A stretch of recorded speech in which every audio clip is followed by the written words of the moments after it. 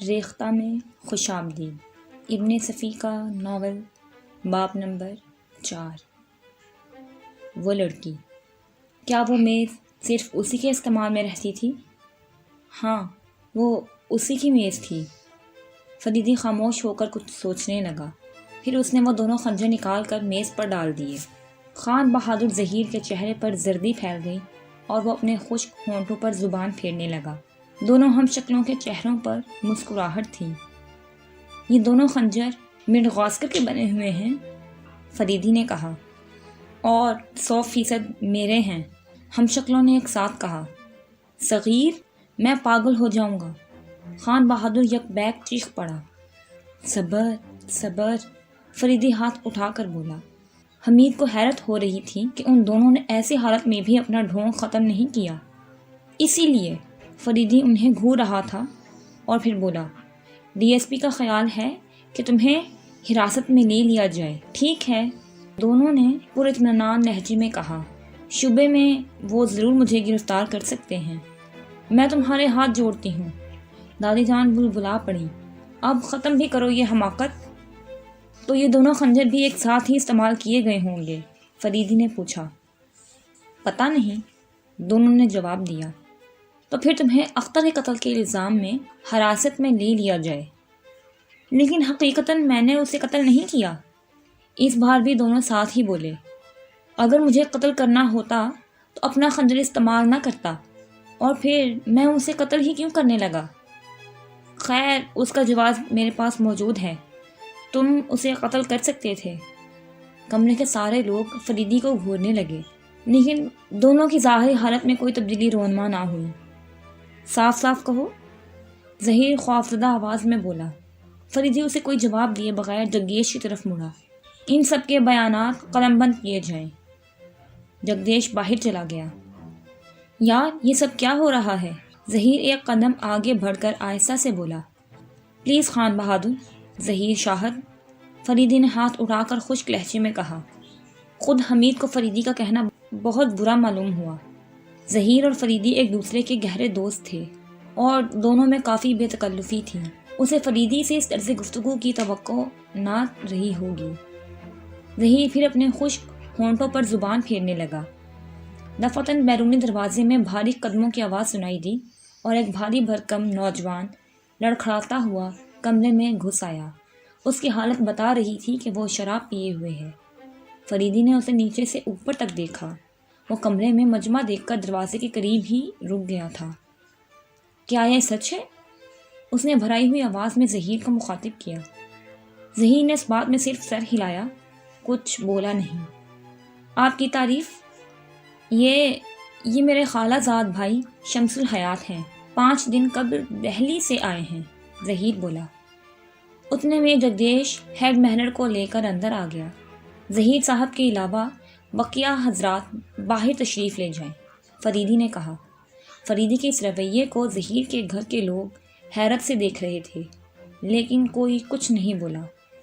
وہ ظہیر سے کافی دیر تک مقتول کے متعلق معلومات فراہم کرتا رہا، پھر بولا، ہو سکتا ہے کہ کسی نے صغیر اور اس کے ساتھی کو پھنسانے کے لیے ایسا کیا ہو، لیکن وہ بھی گھر ہی کا کوئی فرد ہو سکتا ہے۔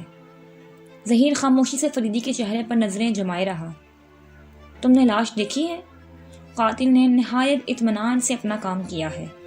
اس نے مقتول کی پشت میں خنجر مارے ہیں اور ساتھ ہی وہ اسے اس طرح سنبھالے بھی رہا ہے کہ وہ کرسی سے گر نہ سکے۔ یہ کام بہت اطمینان کا ہے اور یہ اطمینان کسی باہری کو نصیب نہیں ہو سکتا۔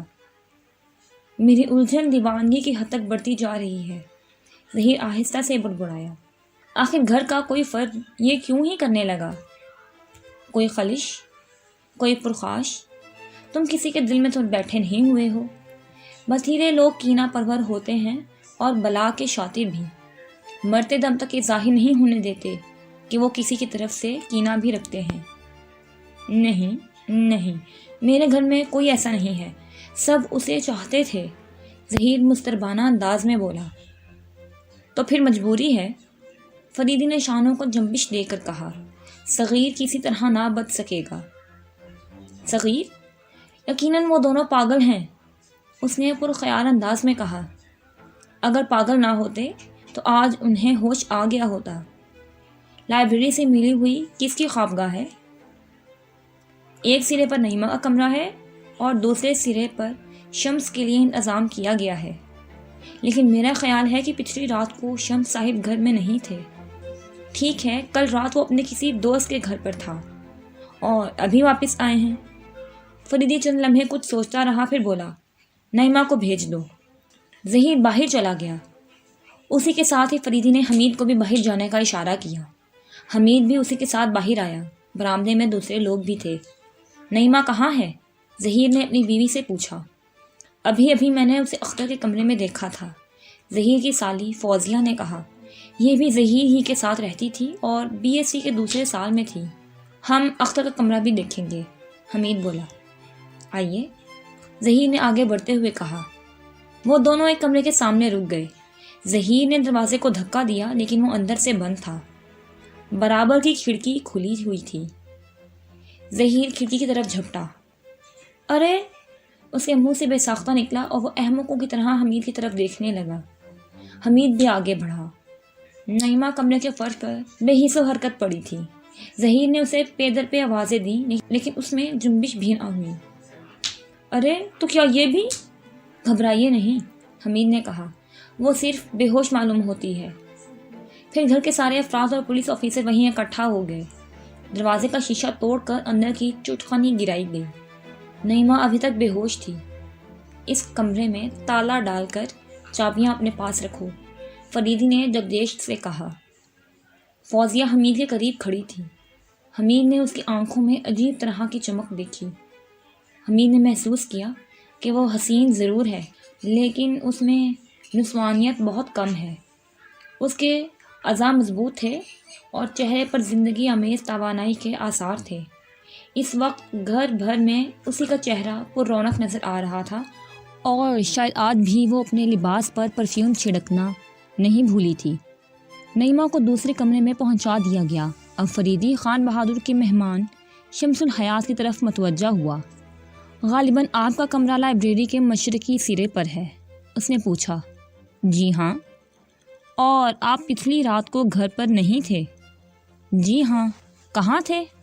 شاید وہ اس سوال کے لیے تیار نہیں تھا، ہچکچا کر بولا۔ اور اگر میں نہ بتا سکوں تو؟ میں آپ کو مجبور نہیں کروں گا، فریدی نے لاپرواہی سے کہا اور دونوں ہم شکلوں کی طرف پلٹا۔ وہ خنجر آپ کہاں رکھتے تھے؟ سوٹ کیس میں، دونوں نے جواب دیا۔ میں صرف آپ سے پوچھ رہا ہوں، فریدی نے ان میں سے ایک کی طرف اشارہ کر کے کہا۔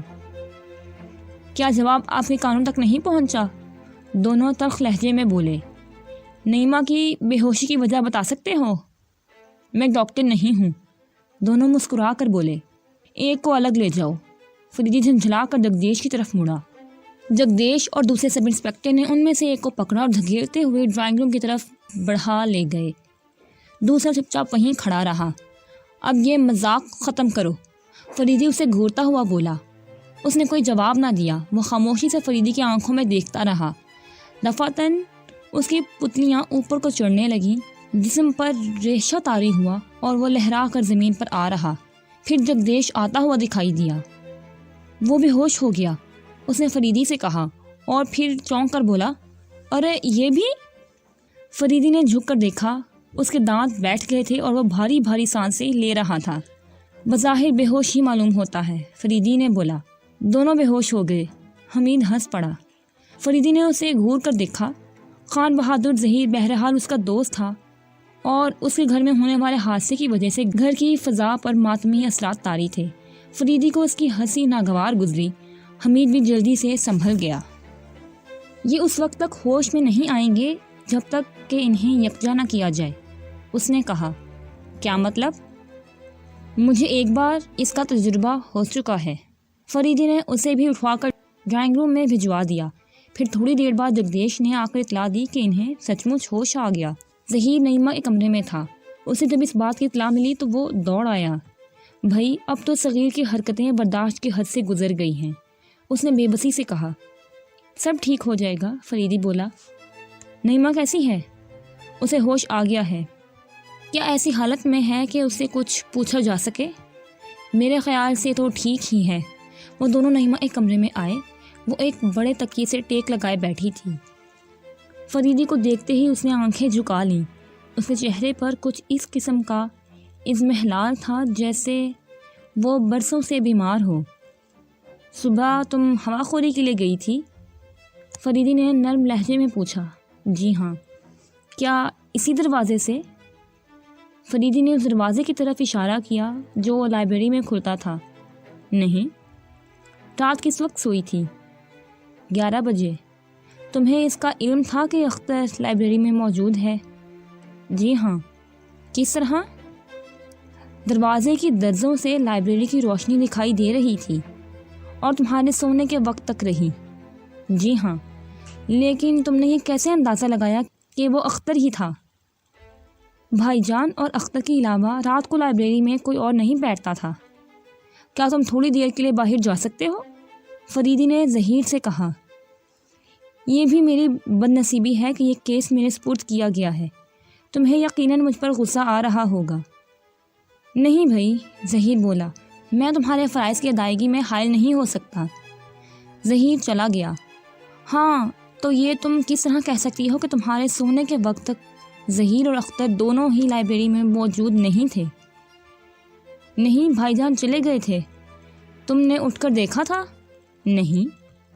پھر تم کو ان کے چلے جانے کے متعلق کس طرح معلوم ہوا تھا؟ میں نے ان کی گفتگو سنی تھی اور پھر قدموں کی آوازیں۔ کیا تم بتا سکو گی کہ ان میں کیا گفتگو ہوئی تھی؟ گفتگو سمجھ میں نہیں آئی تھی۔ تم یقین کے ساتھ کہہ سکتی ہو کہ وہ ظہیر ہی کے قدموں کی آواز تھی؟ نعیمہ کچھ سوچنے لگی۔ اس کے چہرے سے ظاہر ہو رہا تھا جیسے وہ کسی الجھن میں پڑ گئی ہو۔ بات یہ ہے کہ ان کے جانے کے بعد میں نے در سے جھانک کر دیکھا تھا۔ وہ ہچکچا کر بولی۔ اس کی ضرورت کیوں محسوس ہوئی؟ میرا سر چکرا رہا ہے، نعیمہ اپنی کنپٹیاں دبا کر بھرائی ہوئی آواز میں بولی۔ لڑکی، مجھے تم سے ہمدردی ہے، فریدی نرم لہجے میں بولا۔ میں جانتا ہوں کہ تم دل کھول کر رو بھی نہیں سکتی۔ دفتر نعیمہ کی آنکھیں خوف سے پھیل گئیں، چہرے کی زردی اور گہری ہو گئی۔ میں سب کچھ جانتا ہوں، مجھے تم سے گہری ہمدردی ہے، ڈرو نہیں، یہ بات مجھ تک ہی رہے گی۔ نعیمہ ابل پڑی، رکے ہوئے آنسوؤں میں طغیانی آ گئی تھی۔ اس کی پشت میں 2 خنجر پائے گئے ہیں اور یہ دونوں صغیر اس کے ہم شکل کے ہیں، فریدی نے کہا۔ وہ کچھ نہ بولی۔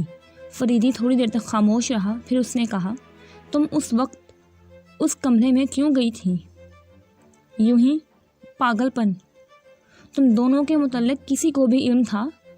میں نہیں جانتی، کچھ نہیں جانتی، خدا کے لیے مجھے تنہا چھوڑ دیجیے۔